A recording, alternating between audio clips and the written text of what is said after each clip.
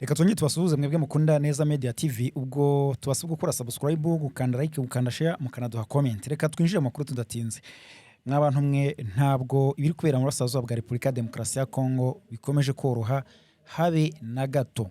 Niba hari ikintu gikomeye cyane ni imirwano iri kubera muri Kivu y'Amajyepfo cyangwa se Sud Kivu.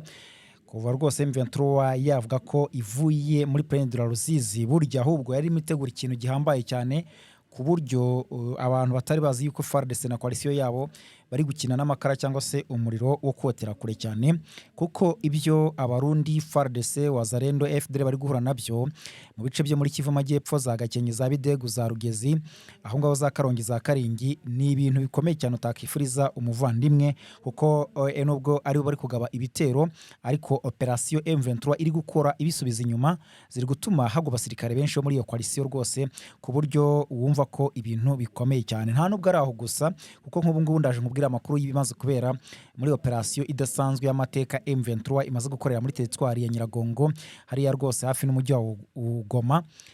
Muzi ko ari igice kibamo FDL benshi, burya M23 nyuma yuko ifashe umujyi wa Goma abarwanaga nayo bagakwirwa imishwaro benshi, muzi ko banahungiye mu Rwanda cyangwa se bakahasaba inzira bakanyurayo bataha iwabo, abacanshuro, Sadeke ndetse n'abandi bafatanya bikorwa bafashaga FARDC.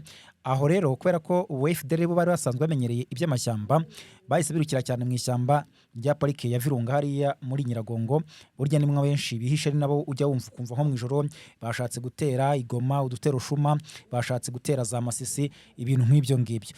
M23 imaze iminsi ishakisha uburyo yabakura muri iri shyamba, ariko birasa naho bikigoye, ariko operation yakozeyo yabashegeshe, kuko rwose ndakubwira umubare wamaze gufata wafatiwe icyarimwe n'ubwa mbere hafashwe abantu benshi cyane. Ubwo ngubwo nabyo ni amateka M23 twavuga ko yanditse.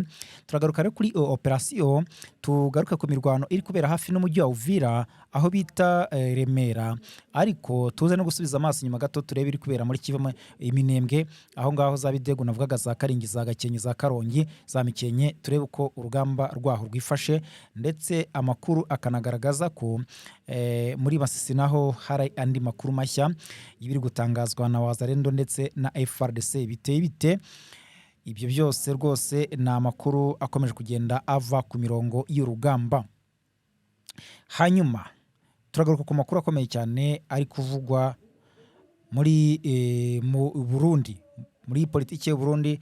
Rwose Perezida Evariste Ndayishimiye yicariye inkono ishyushye, kuko abatavuga rumwe n'ubutegetsi bwe n'imiryango itegamiye kuri leta cyangwa se societe civile baramuhagurukiye mu buryo bukomeye cyane. Nk'ubari raporo yasohotse ndende irimo amagambo menshi cyane igaragaza imikorere cyangwa se uburyo n'icyegeranyo kigaragaza ko igihugu cy'u Burundi kimeze nk'umurwayi urembye, ndetse iyo raporo ikaba isaba Perezida Ndayishimiye kuba yakemera ko igihugu cyamunaniye, ndetse akaba yava mu nshingano vuba na bwangu, cyangwa se nyine akareba uburyo yakemera ko ibitagenda byahinduka. Iyo raporo yasohowe nande, ihagaze ite, babitangarije byose biri muri aya makuru. Niyo mpamvu nabivuze ngo Ndayishimiye yaba yicariye inkono ishyushye. Reka twinjire muri aya makuru. Nitwa Isaac Neza, mbahaye ikaze. Kora subscribe, kanda like, kanda share, ubundi uduhe comment. Ibintu bigendere neza cyane, kuko muzi ko uyu muyoboro rwose tubageza amakuru meza kandi asesenguye anonosoye. Duhere kuri operation M23 akoreye muri territoire ya Nyiragongo. Nari maze kubikomozaho mvuga ko aha Nyiragongo ubundi ni igice kigizwe n'amashyamba cyane. Muri ayo mashyamba rero niho hakunze kuba aba FDLR, noneho iri shyamba banarikoresha cyane muri iki gihe. Ubwo nyine urazi ko bari no mu misozi ya za Nyiragongo na Nyiramuragira, barikoresha cyane muri iki gihe. Ubwo M23 yafashe umujyi wa Goma ikabakwirakwiza imishwaro, abenshi hari abahunze bajya Barikare, ariko hari n'abasigaye mu ishyamba rya parike ya Virunga hano muri Nyiragongo bihishemo M23. Aba ni nabo mu masaha y'ijoro bajya gutera abaturage bo muri za Masisi, za Goma, bajya kubiba no kubatwara ibyo kurya nyuma y'uko inzara ibatsinze cyangwa se iri kubicira hano muri iri shyamba bagiye kwihishamo muri territoire ya Nyiragongo. M23 rero yubuye iyo operation cyangwa se ibikorwa byayo by'umukwa byo kubahiga, ariko ahangaho nta nubwo bavuga ko ari umukwa gusa, kuko banarwanye, banarasanye bikomeye cyane. Nta nubwo bari FDL gusa, kuko amakuru agaragaza ko iyi mirwano yabaye yarimo FDL ni nabo benshi, ariko hari harimo na Wazalendo hano muri iri shyamba hano muri Nyiragongo. aha rero amakuru agaragaza ko M23 yaba mu kurasana gukomeye cyane kwamaze amasaha agera muri abiri haguye abazarendo batari munsi ya batanu na FDLR bagera muri batatu nk'uko amakuru atugeraho abivuga. Ariko igitangaje gikomeye cyane nuko FDLR wazarendo bombi bagera muri 80 bafashwe miri na M23. Ntabwo M23 iratangaza icyo igomba kubakorera cyangwa se ubwo igomba kubakatira, ariko mu bihe bitandukanye bwagendaga ifata ba FDLR yavugaga ko baba bagomba gusubira mu gihugu cyabo ikabahererekanya n'u Rwanda, byaba na ngombwa hakajyamo uruhare rwa MONUSCO cyangwa se imiryango itandukanye nka CSR kugira ngo batahuke mu Rwanda abafite ibyaha bikomoka kuri jenoside yakorewe abatutsi, kuko muzi ko umutwe wa FDLR ugizwe na bamwe bagize uruhare muri jenoside yakorewe abatutsi bakajya gukatirwa cyangwa se bagahabwa ibihano bibakwiriye, abandi nabo badafite ibyo bashinjwa, badafite ibyaha bakaba bajya mu buzima busanzwe bakabanza kujya muri cya kigo cya Mutobo, ubundi bagahugurwa bakaba abanyarwanda bafite indangagaciro, ibintu nk'ibyo ngibyo. Hanyuma wazarendo zo zabemeye kujya muri M23 bakayinjiramo, abandi nabo abatabishaka bakajya mu buzima busanzwe, kuko M23 rwose bivuga iti umuzarendo abagomba kuba umuturage wa Kongo ariko nanone ufite ikinyabupfura. Nguko uko operation yagenze muri Nyiragongo, ndetse amakuru avuga ko M23 ibikorwa byayo hafi nanga Nyiragongo na Goma bigaragaza ko iyi mikwabo cyangwa se operation izakomeza kugenda izikora kugira ngo bano ba FDL igenda yizere ko iri kubamara muri iyi territoire, kuko bayiteje icyugazi.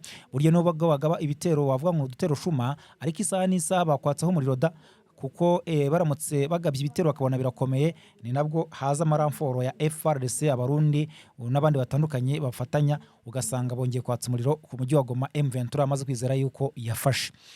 Reka tujye ahantu bita i Remera, haruguru gato y'umujyi wa Uvira. Umujyi wa Uvira muzi yuko uri munsi y'imisozi iwukikije, rero harimo na Remera. Aha habaye kurasana gukomeye cyane. M23 akoze operation idasanzwe yabaturutse inyuma irabazenguruka ikora cya kintu bita ngo ni hanyuma ahangaha yahahondaguriye abarundi, ihahondagurira wazarendo na FARDC, ariko amakuru ava ahangaha i Remera agaragaza ko benshi nka 80% bari wazarendo, kuko burya muri mirwano ibera hafi n'umujyi wa Uvira no muri Uvira iba irimo cyane cyane aba bazarendo boko ba General Ngoma Nzito bayakutumba, babayobozi babo nyine baba General autoproclamé cyangwa se babyigize.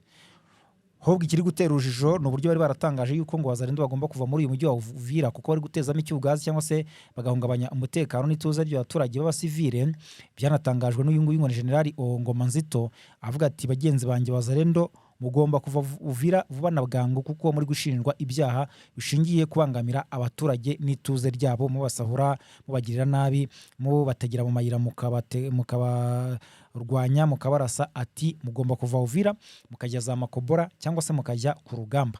Ariko urabona ko imirwano iri kubera Uvira na hafi yaho n'ubundi iri kwiganzamo wazarendo, ku buryo ari n'abavuga bati ibitangazwa n'ubutegetsi bwa FARDC cyangwa se bwa Kinshasa cyangwa se wazarendo haba harimo n'ikintu cyo kujijisha, bagaragaza ko ikibazo abaturage bari kurekarama bari kurwana no kugikemura, kuko ni kenshi abaturage bavuga bati tubangamiwe na wazarendo, rero leta ikajisha abantu ivuga ko iri gufata ingamba zo kubakura aha. Ariko ukabona ko atari byo rwose, bihabanye nibiba bitangaza cyangwa se nibiri kuri tere.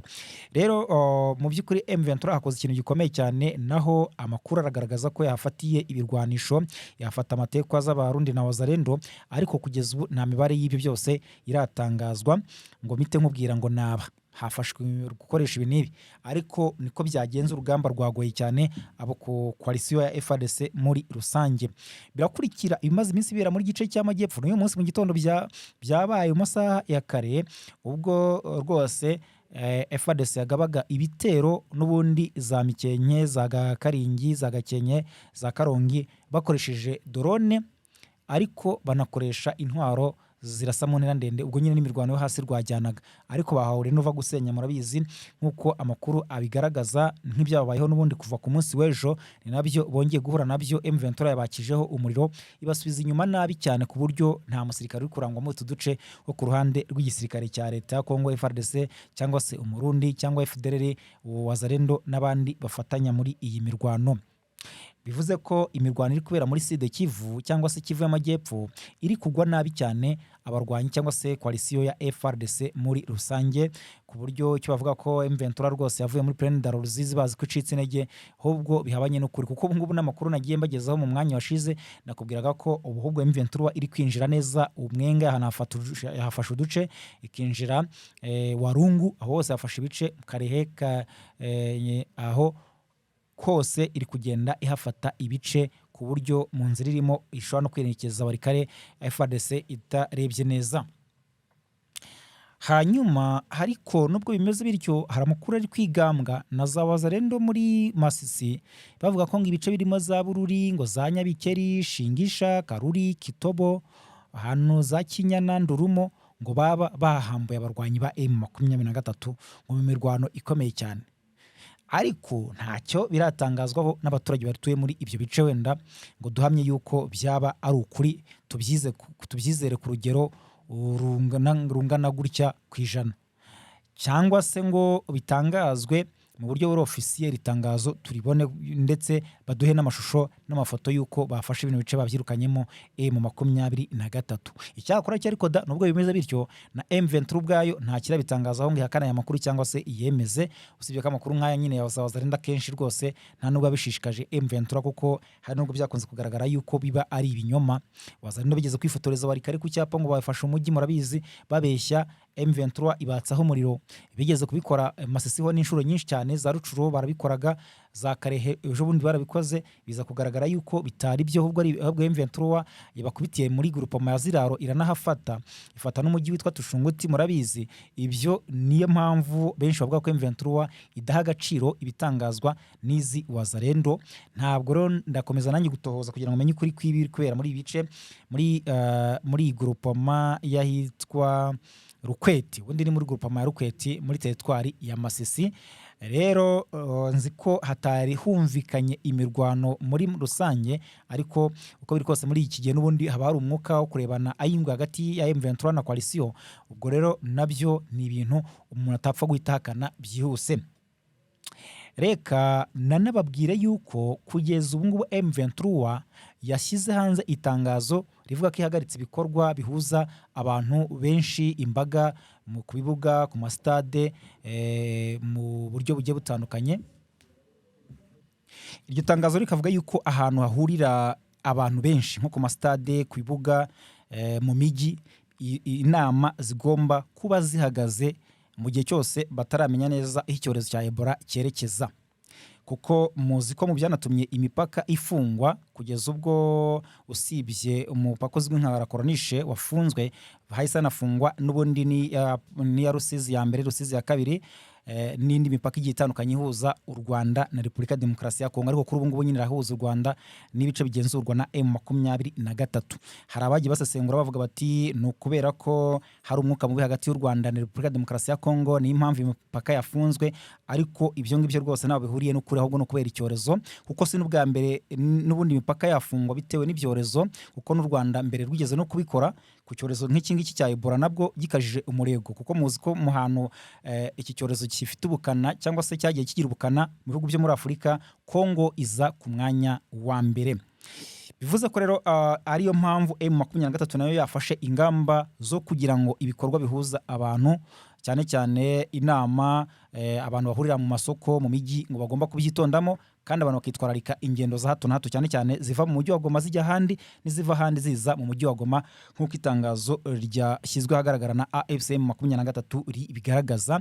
Kugeza ubu niko ibintu byifashe. Reka tujye kuri iyi raporo yo mu gihugu cy'u Burundi, ari mpamvu nababwiraga nti Perezida Evariste Ndayishimiye yaba yicariye umuriro, ukurikije uburyo ki politiki muri iyi minsi idahagaze neza hagati yabo muri CNDD-FDD, ishyaka riri ku butegetsi nawe anayoboye, ndetse na hagati ye n'abatavuga rumwe n'ubutegetsi bwe, na ya miryango itegamiye kuri leta itandukanye, za Focode, za Parsem n'abandi. Reka mbabwire yuko rero ni raporo n'ishyirahamwe ryigenga ryitwa Parsem ryasohoye icyegeranyo kigaragaza ko igihugu cy'u Burundi kimeze nk'umurwayi urembye. basaba Perezida Evariste Ndayishimiye kwemera ko igihugu cyamunaniye kugira ngo gikire, kwa kundi ushaka gukira indwara ayirata akemera yuko arwaye. Parise Murarika avuga ko ari icyegeranyo kijyanye n'uko igihugu gihagaze hagendewe ku mezi ane ya mbere y'umwaka wa 2026 mu rwego rwo kureba aho Burundi bugana. Rero uwitwa Faustin Ndikumana, umuyobozi w'iri shyirahamwe, niwe wanasohoye iyi raporo, yabwiye itangazamakuru ko iyi myitwarire y'abayobozi b'u Burundi ari ikomeje gushyira igihugu mu byago kikajya ahabi cyane mu ngeri zose. Yagaragaje ko ubuyobozi bukuru bw'igihugu buzi neza uruhuri rw'ibibazo byugarije Abarundi, ariko bukabyitwaramo nk'aho bitabureba, nk'aho nta bibazo bihari, nk'aho ari umudendezo, ari amahoro, nk'uko Perezida Ndayishimiye akomeza kuvuga ati Uburundi ni Edeni, nyamara abaturage bari kwicira isazi mu jisho babayeho nabi cyane n'ibibazo bitandukanye. Kugeza aho rero ngo Perezida agaragaza ko ntacyo yabikoraho. Yavuze ko mu rwego rw'ubukungu Uburundi bugeze aharindimuka, aho ibiciro byatumbagiye ku rwego rwo hejuru, ubukene mu baturage, ibura rya lisansi cyangwa se igitoro nk'uko mu Burundi babivuga, ruswa iri hejuru cyane, ibura ry'amadevize, ibura ry'imiti n'ibicuruzwa by'ibanze nabyo bitaboneka n'ibindi bitandukanye. Ndikumana akaba yavuze yuko ibiciro mu gihugu ari byo bya mbere byerekana politike mbi mu gihugu, kuko iyo bizamutse cyane nta shiti kiba ari igisubizo cy'iyo politike igusha abaturage mu manga. Ati rwose nta muntu uzahitwa ngo ameneke umutwe ngo agire umuriro yitwe ko akomeye. Yemwe aho ndabeshya, n'igihugu gifite izamuka ry'ibiciro rirenze kiba kirwaye muri politiki. Rero uyu mugabo yavuze ko ibiciro mu Burundi byatumbagiye cyane ku kigero cya 31%. Urumva icyo kigero ni ikigero kinini cyane, ibintu byaherukaga kubaho ubwo igihugu cyari cyarafatiwe ibihano n'amahanga, ku buryo wumva ko ibi ngibi bitari bisanzwe. Uyu mugabo arakavuga ati rwose none leta aho ntabwo wemera ko wananiwe, abwira leta, ubwo cyane cyane ababwira Perezida Neva, emera nanone ati mu karere ntubona uko bimeze. Washaka kuvuga ko mu karere ahandi ugeranyije nibura ibintu bavuga ko bimeze neza, nubwo naho bijyanye n'icyorezo cy'intambara twavuga yiri muri Iran, n'ubundi ku isi hose ingaruka zirahari, ariko mu Burundi aravuga ko ho biri ku rwego rudasanzwe. Rero yavuze yuko bibabaje cyane kuba rwose ibihugu bituranye n'u Burundi bigeze ku rwego rwo gutunganya ingufu za nucleaire. Muzi ko mu Rwanda kugeza ubu ngubu rwose hari gahunda zo kugira ngo batangize n'inganda za nucleaire mu myaka 2, ndetse inganda zikaba zamaze no gutangira bigizwemo uruhare n'Uburusiya. Rero mu gihe Uburundi no kubona amakara yo gucana ngari ingume, hati no kubona amakara hano iwacu ni ikibazo gikomeye cyane. Rero Parisem yabwiye leta y'u Burundi ko iyi myaka atari yo mu 1960, aho abategetsi banyunyuzaga abaturage bakabakomera amashyi, kubu ari igihe cyo kubazwa inshingano. Udashoboye agasezera ku mugaragaro, udashoboye kujyana n'umuvuduko.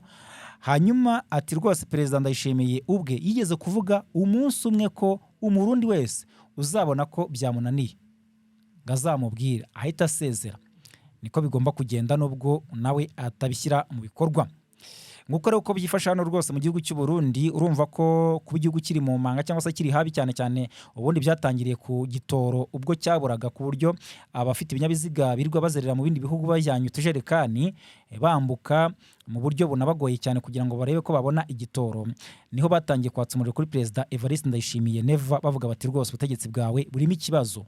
Niba mu Rwanda bagerageza gukora ibishoboka byose igitoro kikaboneka, Uganda, Kenya, Tanzania n'ahandi hatandukanye, ariko wowe nk'umukuru w'igihugu utashobora kugira management ngo nibura ubashe gutabara igihugu cyawe, ibyawe bihagaze bite? Hahita rero baniyatangira kuzamura n'ibindi byari bicyugarije by'ubukene, ibindi biri muri politike, ibijyanye n'ibindi bitandukanye. Ngayo nguko rero, ahubwo reka aya makuru nyasoreza ahangaha, ahubwo mbasaba nyine gukora subscribe, birumvikana, gukanda like, gukanda share, mukanaduha comment. Mukomeze kugira ibihe byiza.